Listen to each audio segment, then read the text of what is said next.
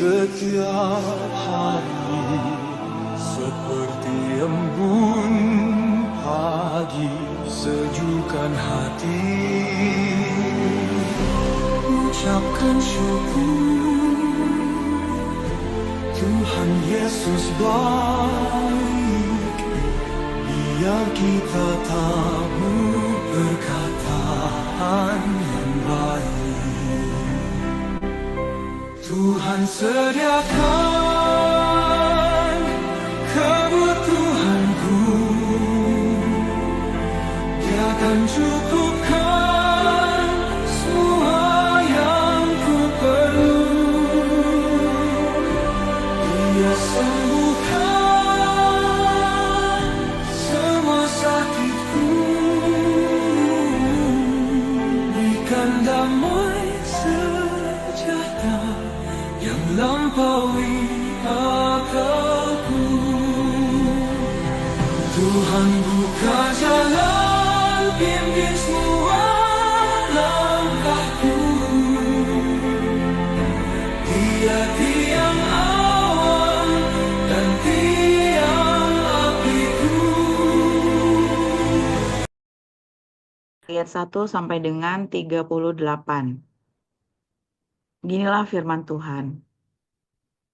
Dalam tahun ke-27 zaman Yerobeam, Raja Israel, Azaria, anak Amazia, Raja Yehuda, menjadi raja.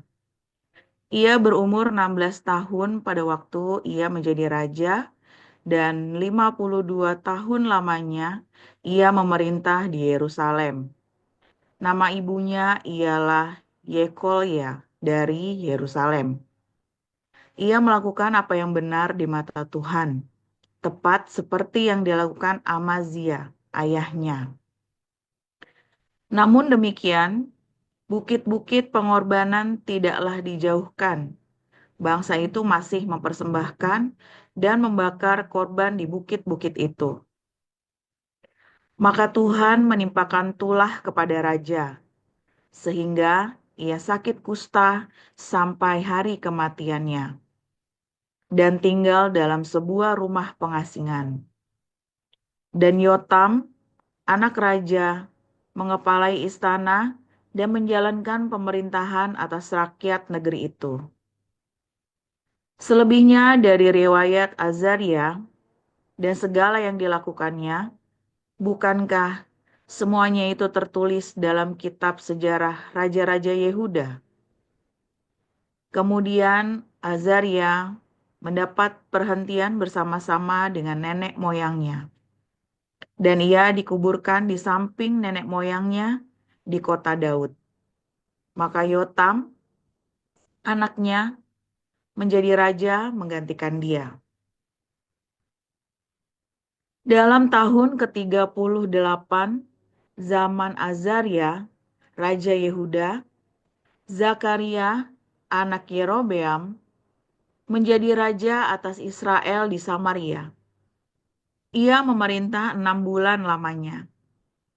Ia melakukan apa yang jahat di mata Tuhan, seperti yang telah dilakukan oleh nenek moyangnya. Ia tidak menjauh dari dosa-dosa Yerobeam bin Nebat, yang mengakibatkan orang Israel berdosa pula. Salum bin Yabes mengikat persepakatan melawan dia, membunuh dia di Yebleam, kemudian menjadi raja menggantikan dia.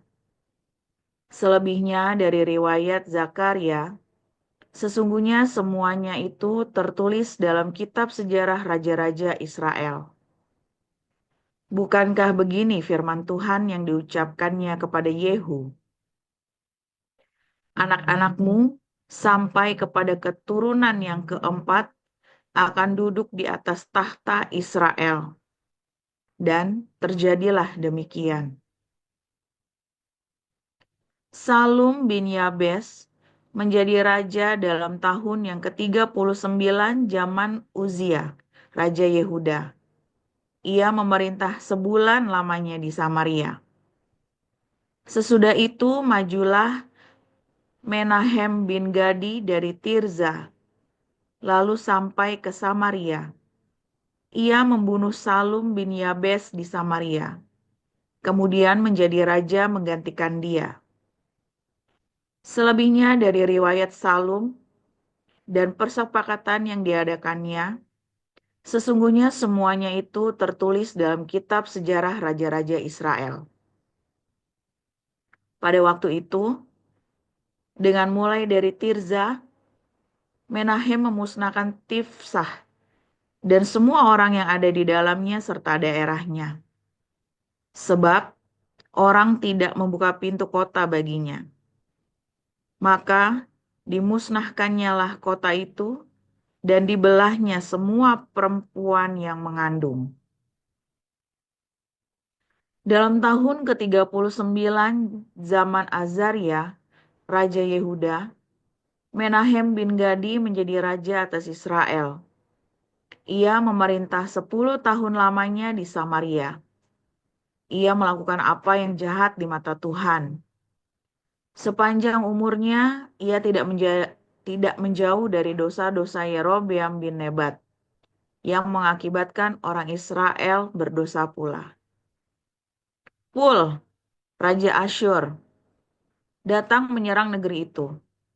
Lalu Menahem memberi 1.000 talenta perak kepada Pul, supaya dibantunya dia mengokohkan kerajaan itu di tangannya. Menahem mengeluarkan uang ini atas beban Israel dan atas beban semua orang yang kaya raya untuk diberikan kepada Raja Asyur. 50 shikal perak dari setiap orang. Lalu pulanglah Raja Asyur dan ia tidak tinggal di sana, di negeri itu. Selebihnya dari riwayat Menahem dan segala yang dilakukannya, bukankah semuanya itu tertulis dalam kitab sejarah raja-raja Israel? Kemudian Menahem mendapat perhentian bersama-sama dengan nenek moyangnya. Maka Pekahnya, anaknya, menjadi raja menggantikan dia. Dalam tahun ke-50 zaman Azaria, Raja Yehuda, Pekahya, anak Menahem, menjadi raja atas Israel di Samaria. Ia memerintah 2 tahun lamanya. Ia melakukan apa yang jahat di mata Tuhan. Ia tidak menjauh dari dosa-dosa Yerobeam bin Nebat, yang mengakibatkan orang Israel berdosa pula. Lalu perwiranya, yakni Pekah bin Remalia, mengadakan persepakatan melawan dia dan membunuh dia di Samaria di puri istana raja. Beserta dia ada Argob dan Arye, serta 50 orang dari Bani Gilead. Dibunuhnyalah Pekahya, kemudian menjadi raja menggantikan dia. Selebihnya, dari riwayat Pekahya dan segala yang dilakukannya, sesungguhnya semuanya itu tertulis dalam kitab sejarah raja-raja Israel. Dalam tahun ke-52 zaman Azaria, Raja Yehuda, Pekah bin Remalia menjadi raja atas orang Israel di Samaria. Ia memerintah 20 tahun lamanya. Ia melakukan apa yang jahat di mata Tuhan. Ia tidak menjauh dari dosa-dosa Yerobeam bin Nebat, yang mengakibatkan orang Israel berdosa pula. Dalam zaman Pekah, Raja Israel, datanglah Tiglat-Pileser, Raja Asyur. Direbutnyalah Ion, Abel Bet-Maakah, Yanoah, Kedes, dan Hazor, Gilead dan Galilea, seluruh tanah Naftali. Lalu diangkatnyalah penduduknya ke Asyur ke dalam pembuangan. Hosea bin Ela mengadakan persepakatan melawan Pekah bin Remalia. Dibunuhnyalah dia. Kemudian dia menjadi raja menggantikannya dalam tahun ke-20 zaman Yotam bin Uzia.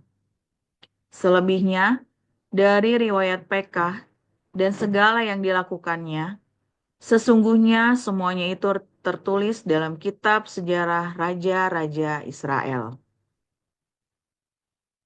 Dalam tahun kedua zaman Pekah bin Remalia, raja Israel, Yotam, anak Uzia, raja Yehuda, menjadi raja. Ia berumur 25 tahun pada waktu ia menjadi raja, dan 16 tahun lamanya ia memerintah di Yerusalem. Nama ibunya ialah Yerusa, anak Zadok. Ia melakukan apa yang benar di mata Tuhan, tepat seperti yang dilakukan Uzia, ayahnya. Namun demikian, bukit-bukit pengorbanan tidaklah dijauhkan. Bangsa itu masih mempersembahkan dan membakar korban di bukit-bukit itu. Ia mendirikan pintu gerbang tinggi di rumah Tuhan. Selebihnya dari riwayat Yotam, apa yang dilakukannya, bukankah semuanya itu tertulis dalam kitab sejarah Raja-Raja Yehuda? Mulai zaman itu, Tuhan menyuruh Rezin, Raja Aram, dan Pekah bin Remalia menyerang Yehuda. Kemudian Yotam mendapat perhentian bersama-sama dengan nenek moyangnya, dan ia dikuburkan di samping nenek moyangnya di kota Daud, bapa leluhurnya. Maka Ahaz, anaknya, menjadi raja menggantikan dia. Demikian. Waktu Yesus sedang lewat, ia melihat seorang yang buta sejak lahirnya. Murid-muridnya bertanya kepadanya, "Rabi, siapakah yang berbuat dosa? Orang ini sendiri atau orang tuanya, sehingga ia dilahirkan buta?" Jawab Yesus, "Bukan dia dan bukan juga orang tuanya, tetapi karena pekerjaan-pekerjaan Allah harus dinyatakan di dalam dia. Kita harus mengerjakan pekerjaan Dia yang mengutus aku. Selama masih siang, akan datang malam di mana tidak ada seorang pun yang dapat bekerja. Selama aku di dalam dunia, akulah terang dunia." Setelah ia mengatakan semuanya itu, ia meludah ke tanah dan mengaduk ludahnya itu dengan tanah, lalu mengoleskannya pada mata orang buta tadi, dan berkata kepadanya, "Pergilah, basuhlah dirimu dalam kolam Siloam." Siloam artinya yang diutus. Maka pergilah orang itu, ia membasuh dirinya lalu kembali dengan matanya sudah melek. Tetapi tetangga-tetangganya dan mereka yang dahulu mengenalnya sebagai pengemis berkata, "Bukankah dia ini yang selalu mengemis?" Ada yang berkata, "Benar, dialah ini."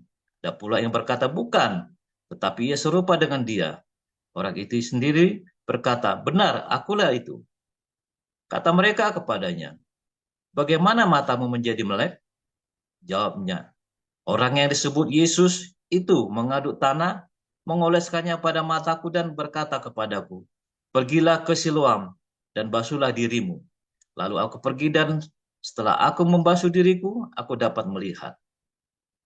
Lalu mereka berkata kepadanya, "Di manakah dia?" Jawabnya, "Aku tidak tahu." Lalu mereka membawa orang yang tadinya buta itu kepada orang-orang Farisi. Adapun hari waktu Yesus mengaduk tanah dan memelekkan mata orang itu adalah hari Sabat. Karena itu orang-orang Farisi pun bertanya kepadanya, "Bagaimana matanya menjadi melek?"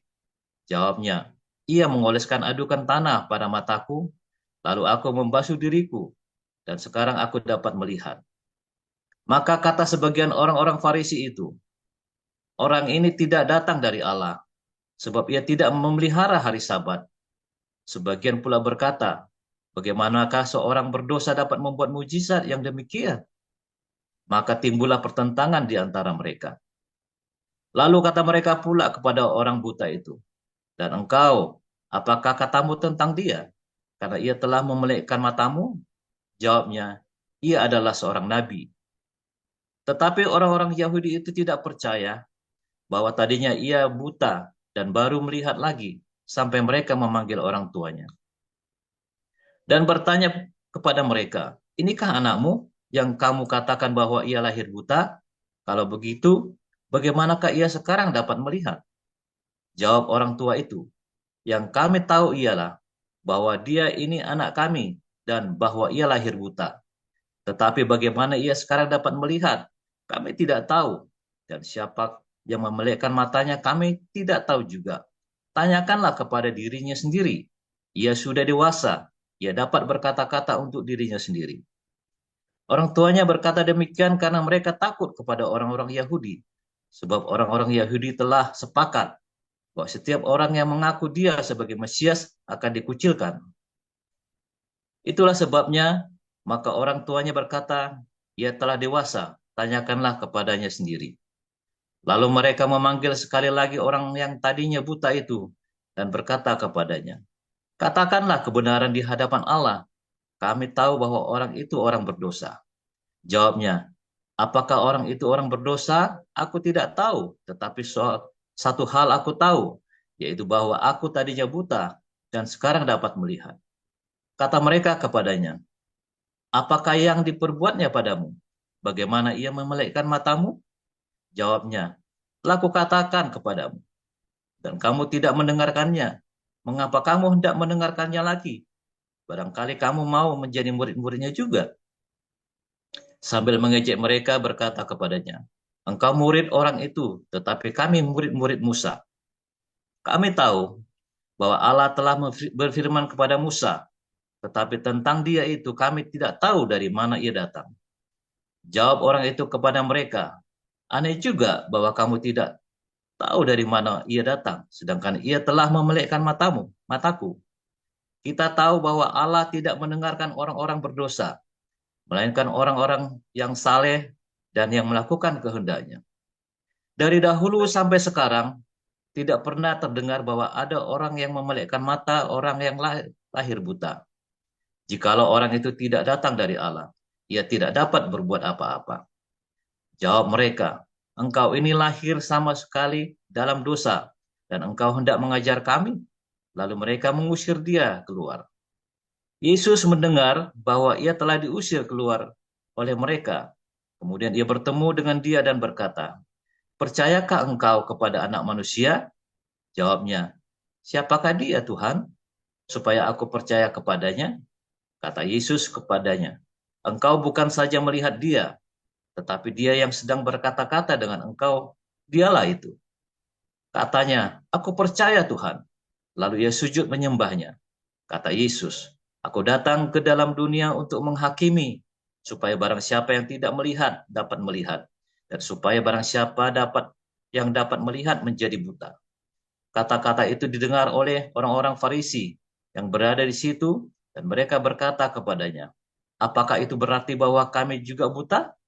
Jawab Yesus kepada mereka, sekiranya kamu buta, kamu tidak berdosa. Tetapi karena kamu berkata, kami melihat, maka tetaplah dosamu. Demikian firman Tuhan. Haleluya, firman Tuhan selalu baru setiap hari. Ketika kita menanti-nantikan Tuhan dengan penuh cinta, dengan penuh belas kasihan, dan selalu setia ya. Sebentar, ini ada yang salah videonya. Oke, udah beres ya. Oke, saudara, banyak kali kita punya anggapan-anggapan keliru ya. Anggapan-anggapan keliru ya dalam ketika kita percaya kepada Tuhan Yesus, kita otaknya bercampur aduk dengan ajaran-ajaran agama ya. Ajaran agama itu berbeda dengan ajaran Tuhan Yesus ya. Ajaran agama itu adalah pendapat orang-orang yang ada di dalam agama itu. Nah, itu ajaran agama. Kristen termasuk ya, ada agama Kristen. Orang-orang ya anggapan-anggapan para pendeta yang seringkali nggak ditulis di Alkitab. Ya, banyak kali itu ya. Saya sering dengarkan pendeta-pendeta khotbah itu ya. ya dia begitu semangat sekali ya. Sementara itu nggak tertulis di dalam Alkitab yang diajarkan itu. Misalnya contoh, ya kalau kamu berdosa, kamu sakit ini karena berdosa, nah itu loh, ya sakit kamu ini miskin karena banyak dosanya, kamu ini apa namanya mengalami bangkrut karena kamu banyak dosanya. Nah, itu matinya mengerikan karena banyak dosanya. Nah, misalnya begitu ya. Ada pendeta yang matinya mengerikan ya, atau si umur 50 udah meninggal tuh pendeta. Kok pendeta meninggal umur 50 ini pasti ada dosa ini. Misalnya ya, saudara ya. Dan ada banyak sekali nih, misalnya ada orang yang tadi ya, ada orang sakit itu ya, buta, terlahir buta. Oh, ini kutuk turunan. Wah, gitu ya. Saudara pernah lihat nggak ada orang buta, punya anak buta, terus cucunya buta, saudara? Itu ada ya, di Tegal itu ya. Dia buta, suami istri, anaknya buta juga, saudara. Lalu punya ini lagi, katanya buta lagi ya. Turunan, ada segala macam ya. Kutuk turunan, katanya harus dipatahkan. Saudara percaya itu? Saya nggak percaya, saudara ya. Ya, kalau ya saudara ya ada sesuatu yang kita tidak bisa menjelaskan, ya maka kita tidak bisa mendului ya seakan-akan itu apa kita yang sok tahu jadi Tuhan. Ya, saya kasihan sekali ya, banyak framing ya, banyak framing ya yang dilakukan oleh manusia beragama. Di Eropa dulu sama ya, anak-anak itu ada yang cacat ya, lalu dibully sama temennya karena dulu Eropa itu kan beragama ya. Lalu dibully sama temennya ya karena cacat. Kenapa? Karena ternyata orang tuanya kena sipilis, saudara. Ya dulu itu karena sipilis itu adalah penyakit yang mengerikan di Eropa ya, karena mereka itu pergi kemana-mana ke seluruh dunia. Lalu si laki-lakinya ini dari pelabuhan ke pelabuhan, ada perempuan gini, ada perempuan model gini, dicoba semua, saudara ya. Lalu itu sipilis itu dikutuk sama Tuhan. Nah itu dikutuk sama Tuhan nggak itu, saudara? Ya bukan. Ya, saudara, bukan dikutuk sama Tuhan. Tuhan Yesus menjelaskan. Guru itu orang tua yang dosa siapa tuh? Orang tuanya kah atau siapa yang dosa itu? Tuhan Yesus sering menjawab dengan hal yang tidak terduga ya. Ya bukan salah siapa-siapa. Nah itu ya. Sama ya ketika orang-orang ini kena sipilis, wah itu karena dosa ini. Lalu itu banyak yang kena sipilis. Sama-sama kepelacuran tapi tidak kena sipilis. Dia pintar, misalnya kan. Yang ini kena sipilis, kenapa? Misalnya begitu ya saudara ya. Jadi ada satu penjelasan konsekuensi ya saudara ya, ada konsekuensi. Ada orang-orang yang kelihatannya kok hidupnya di dalam hedonisme, saudara, di dalam cabulan segala macam, tapi nggak berdosa, ya kan? Apa tidak terkena hukuman? Nah, malah Daud bilang kan, loh, Alkitab sendiri menjelaskan loh, Daud nyaris aku itu jatuh gara-gara orang fasik itu hidupnya itu tidak karu-karuan, tapi mereka baik-baik saja, sementara aku hidupnya dijaga benar-benar, salah dikit kena masalah, saudara. Nah, saudara, itulah ajaran agama yang salah, bahwa kamu ini kan pasti begini, ada ya langsung dijatuh begitu ya, saudara ya. Anda harus mengamati pengamatan yang amat sangat, saudara. Harus mengamati, banyak pendeta khotbah asal bunyi, asal jeplak, ya termasuk ustadz segala macam ya. Gampang sekali, oh ini pasti karena kita ini berdosa nih karena begini, karena gampang sekali yang ngomong berdosa ya, saudara ya. Saudara kalau apa terus berdosa terus Tuhan menghukum begitu, rasanya kok Tuhan tuh geblek, saudara ya. Saya bilang Tuhan itu geblek. Ya, Tuhannya orang ini maksudnya, bukan Tuhannya saya. Kalau Tuhannya saya emang nggak begitu, saudara ya. Tuhan saya itu adalah sebuah aksi dan konsekuensi. Ya. Tuhan saya itu adalah sebuah aksi dan konsekuensi, kemudian konsekuensi, lalu bagaimana kita meresponnya. Itulah Tuhan yang ajarkan itulah ajaran Tuhan kepada saya. Aksi dan konsekuensi dan respon menghasilkan aksi berikutnya dan konsekuensi berikutnya, saudara. Terus menerus, ya. Anak buta kenapa ya bisa karena genetika? Salahnya Tuhan genetika? Ya enggak lah, ya kan? Apakah itu seorang terlahir buta terus dia berarti kiamat buat dia, saudara? Kan buta kasihan Pak, nggak bisa kerja, siapa bilang? Banyak orang normal nggak bisa kerja, banyak orang buta malah bisa jadi berkat buat orang yang normal. Banyak orang yang buta tapi dia tidak meminta-minta. Banyak orang yang normal sehat meminta-minta. Wah, saya banyak kali tuh ya, orang meminta-minta, tak marahi saudara ya. Tak marahi. Saya tidak pernah meminta-minta. Saya selalu percaya, sandarkan kepada Tuhan. Kalau Tuhan tidak kasih, lo bukan masalah Tuhan nggak kasih, kamu tergantung kamu mintanya apa. Tuhan itu tidak akan pernah ya membuat kamu kelaparan kalau kamu bekerja. Orang yang bekerja itu pasti makan, saudara. Tidak mungkin tidak makan, kecuali kamu pengennya makanya sate babi apa sate kambing, ya pasti kamu kurang duitnya, bisa kurang. Tapi kalau sekedar makan, orang yang bekerja pasti makan. Ya, kurang Pak. Ya, selalu kan kurang kan? Oh iya, kurang apanya yang kurang nih? Nah, buat bayar listrik, bayar segala macam. Nah, kalau kamu hidup di dalam komunitas, kamu tidak akan kurang. Dan komunitas yang benar akan selalu peka dengan hal kebutuhan pokok. Yang membuat kamu kurang, yang membuat kamu selalu minus adalah karena keinginanmu. Misalnya, kamu kan harusnya tidak perlu listrik kan di rumah. Tidak bisa bayar listrik Pak, ya kan nggak bisa bayar listrik. Nggak pakai listrik ya, nggak apa-apa. Dari dulu kita nggak pakai listrik nggak apa-apa. Saya waktu kecil, saya dari kelas 1 SD sampai saya kelas 6 SD, saudara. Saya tinggal di kampung yang tidak ada listriknya. Nggak apa-apa, bisa. Nilai saya tetap bagus, saudara. Dibanding teman-teman saya yang tinggal di rumah gedung dengan ada listriknya, sepupu-sepupu saya yang kaya raya yang tinggal di kota yang rumahnya 3 lantai, ya 1000 meter persegi, nilai saya lebih bagus daripada mereka. Rumah saya nggak ada listriknya loh ya. Selama kelas 1 SD sampai kelas 6 SD itu rumah saya nggak ada listriknya. Nilai saya tetap lebih bagus, saya tetap lebih berprestasi ya. Contoh ya saudara ya. Jadi banyak sekali kamu punya alasan, malah saya termotivasi ya, saya termotivasi saudara.